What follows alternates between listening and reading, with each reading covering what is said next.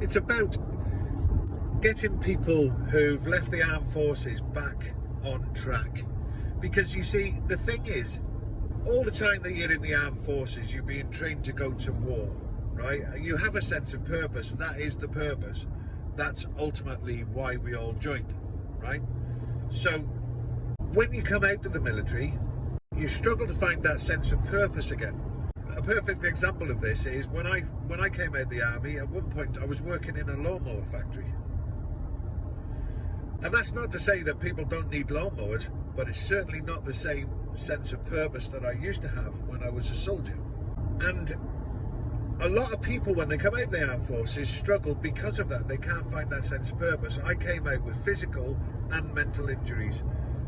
Not that I knew about the mental injuries at the time. I had an inkling, but I didn't know. And I really struggled when I came out of the army with my mental health. I became depressed because I'd lost the sense of purpose and I'd lost my friends. And there was no Facebook or anything like that then, back in like 2000, 2002. I don't think so anyway. So the reason why I've set up the Veterans Bridge is to cross that gap between the military and Civvy Street, and to help people to find the resources that can help them to settle.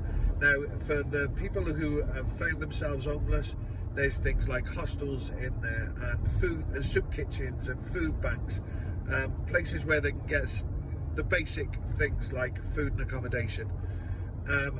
But also in there are things like training resources and recruitment resources, employment agencies that concentrate their efforts on getting ex-armed forces people into employment. But also there's the pastimes section where people can find breakfast clubs and walking clubs and things like that, where they are able to find people like them, and that really helps, believe me.